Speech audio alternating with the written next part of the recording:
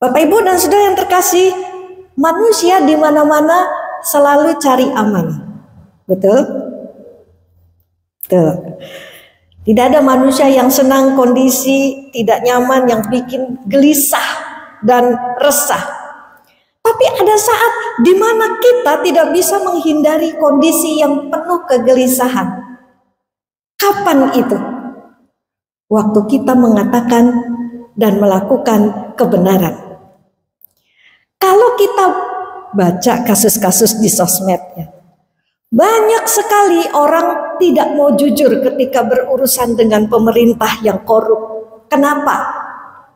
Begitu jujur mengatakan kebenaran, nggak lama, dalam hitungan hari orangnya hilang. Kemana? Nggak ada yang tahu kemana, dan tidak ada yang tahu nasibnya. Kalau nggak hilang, dapat ancaman dan teror terus-menerus sampai kena mentalnya, ya, takut terus setiap hari. Ya. Mengatakan dan melakukan kebenaran itu memang menggelisahkan saudara-saudara, dan ini jadi pergumulan kita semua, ya, sebagai anak-anak Tuhan. Tuhan Yesus sendiri pun mengatakan dengan terang-terangan dalam Matius 10 ayat 34. Jangan kamu menyangka bahwa aku datang untuk membawa damai di atas bumi. Aku datang bukan untuk membawa damai, melainkan pedang. Apa maksudnya Tuhan Yesus bicara seperti ini, saudara? Tuhan datang bawa pedang. Perkataan Tuhan ini benar adanya, tapi bikin gelisah, bukan bikin damai. Betul apa betul? Yesus ini kayak mau perang jihad aja, ya, bawa pedang begitu. Bapak Ibu dan Saudara yang terkasih, Yesus membawa pedang memang benar, tapi pedang itu bukan bicara kekerasan. Pedang ini adalah maksudnya firman Tuhan.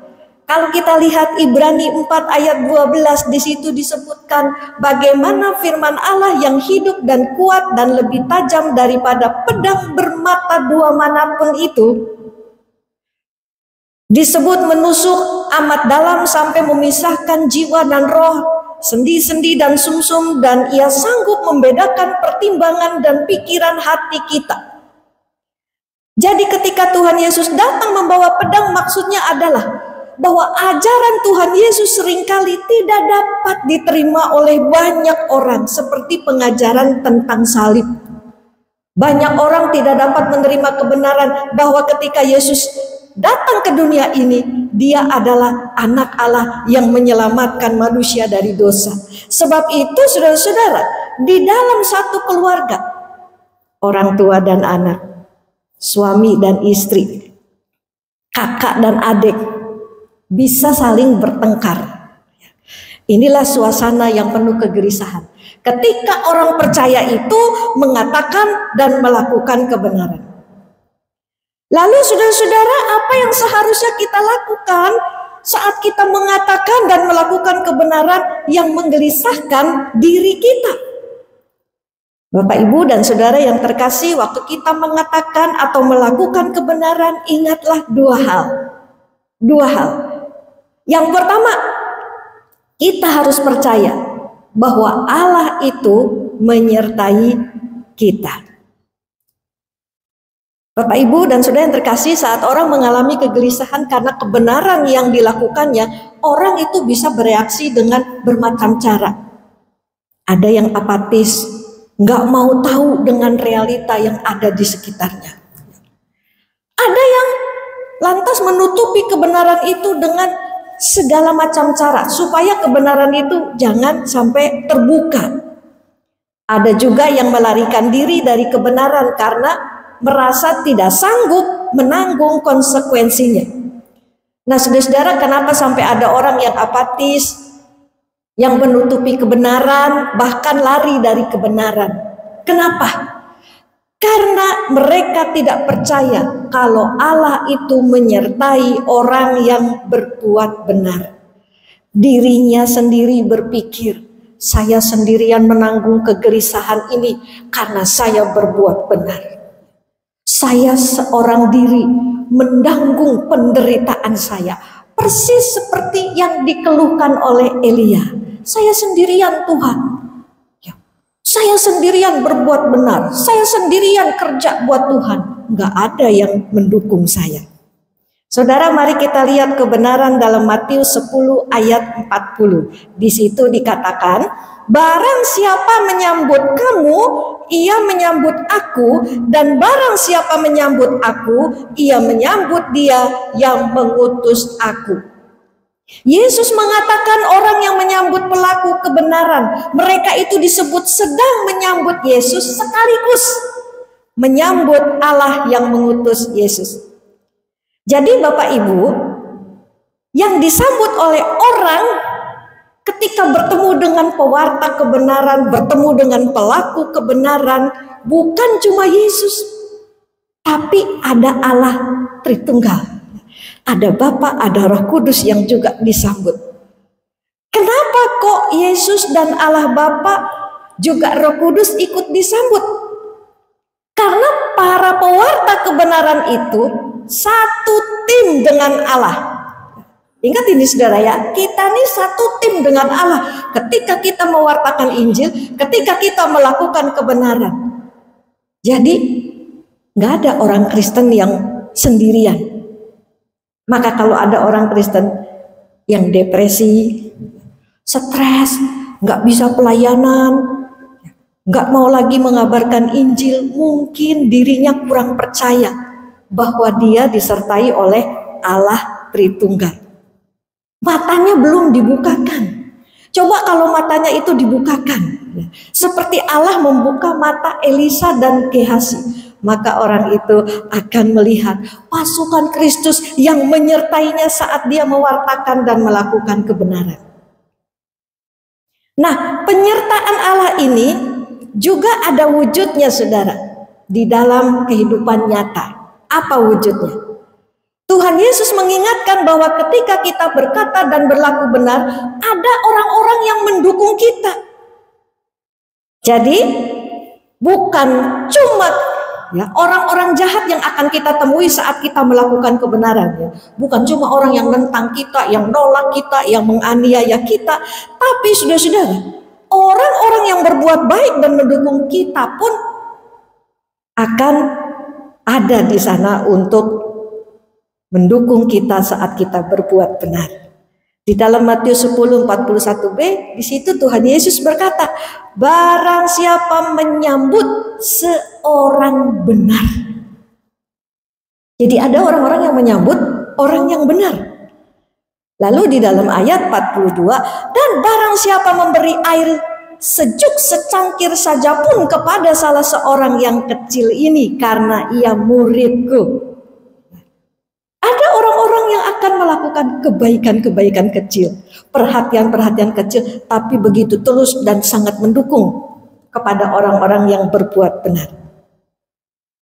Nah Bapak Ibu, kalau Tuhan tidak meninggalkan kita, kalau Tuhan selalu mendukung kita lewat perhatian saudara-saudara seiman di sekitar kita, maka seharusnya kita tidak perlu takut lagi saat menghadapi situasi yang menggelisahkan. Teruslah katakan apa yang benar, teruslah berbuat benar, nyatakan Yesus itu dan kebenarannya. Bapak Ibu dan saudara yang kasih, apakah saat ini kita sedang mengalami kegelisahan karena melakukan firman Tuhan? Firman Tuhan itu adalah kebenaran. Ketika kita sedang galau, kok firman Tuhan yang saya lakukan ini malah membuat keluarga saya tidak senang, membuat teman-teman kita menjauhi kita, bahkan saudara-saudara seiman menganggap kita tidak toleran. Ingat saudara, kita ini tidak pernah sendirian saat mengatakan dan melakukan yang benar. Tuhan bersama kita. Orang-orang yang lurus, orang-orang yang jujur juga ada bersama-sama dengan kita. Kita tidak perlu takut sendirian. Katakan terus, lakukan terus apa yang benar itu, sampai kita melihat buahnya kelak. Yang kedua, saudara, kita harus percaya bahwa ada upah bagi para pewarta dan pelaku kebenaran. Kita harus ingat hal ini. Ada upah bagi pewarta dan pelaku kebenaran. Bapak, Ibu, dan saudara yang terkasih, Tuhan itu bukan cuma menyertai orang yang berkata dan berlaku benar, tapi Tuhan juga memberi upah kepada orang benar. Nah, Tuhan Yesus sendiri memberikan jaminan tentang upah ini.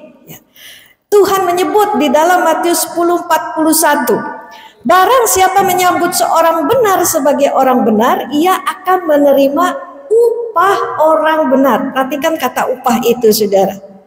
Dan barang siapa memberi air sejuk secangkir saja pun kepada salah seorang yang kecil ini, karena ia muridku, aku berkata kepadamu, sesungguhnya ia tidak akan kehilangan upahnya daripadanya. Saudara-saudara, orang yang berbuat benar itu dijamin Yesus akan mendapatkan upah. Bahkan yang cuma memberi kebaikan kecil saja seperti secangkir air minum kepada anak kecil, hanya karena anak itu seorang Kristen, orang itu akan mendapatkan upahnya. Apalagi kalau kita jadi pewarta dan pelaku kebenaran Injil. Jadi saudara, ketika kita berkata dan berbuat benar, ingatlah, kita ini kelak akan dapat upahnya. Maka saudara-saudara, arahkanlah pandangan kita pada upah dari Tuhan. Bukan dari manusia ya, tapi upah dari Tuhan. Seperti Paulus yang mengarahkan pikirannya kepada upah Tuhan. Paulus menyebutnya sebagai mahkota kemuliaan. Seperti Musa yang mengarahkan pikirannya pada upah dari Tuhan. Kalau kita baca Ibrani 11 ayat 26, di situ disebut, Musa menganggap penghinaan karena Kristus sebagai kekayaan yang lebih besar daripada semua harta Mesir, sebab pandangannya ia arahkan kepada upah. Saudara, Musa itu rela hidup gelisah, nggak nyaman di padang gurun daripada bergelimang harta di Mesir yang super nyaman. Kenapa? Kalau dipikir-pikir, Musa ini goblok pisan ya. Jadi orang kaya, nggak mau banyak duitnya kan kalau jadi orang kaya di Mesir. Diangkat anak oleh Raja Mesir supaya kelak dia bisa menjadi seorang Raja Mesir, malah ditinggal. Kenapa Musa lebih rela menderita gelisah saat berkata dan berbuat benar? Karena Musa lihat upah dari Tuhan itu lebih besar daripada semua kekayaan Mesir.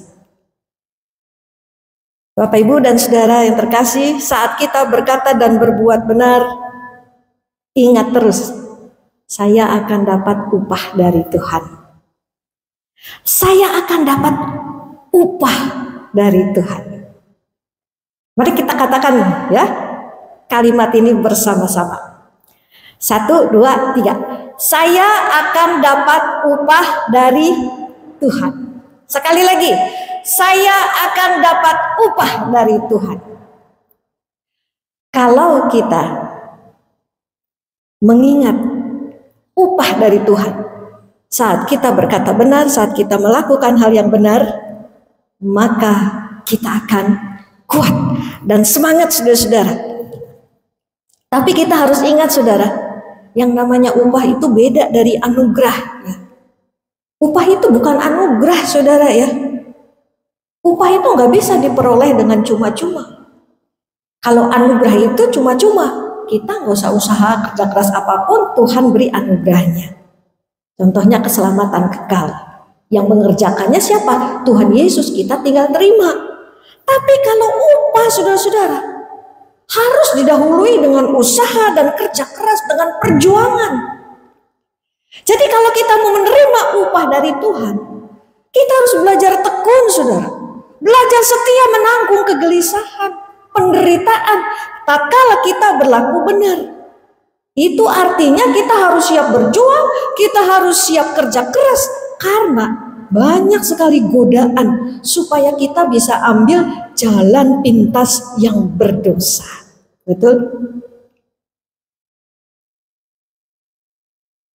Saudara mau dalam kekurangan tetap bisa bertahan, siap hidup susah, itu sulit.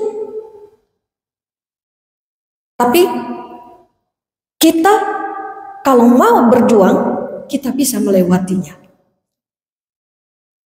Kita akan terus digoda oleh keinginan-keinginan untuk mengambil setiap jalan yang pintas. Dan kalau kita tergoda, kita akan menjadi orang yang berbuat dosa, sehingga akhirnya tidak ada upah yang kita terima dari Kristus. Bapak, Ibu, dan saudara yang terkasih, ingatlah, Tuhan itu selalu menyertai orang yang berlaku benar. Tuhan itu selalu memberi upah kepada pelaku kebenaran. Sebab itu, sekalipun kebenaran itu menggelisahkan, janganlah takut, tetaplah setia berbuat benar, tetaplah tekun mewartakan kebenaran.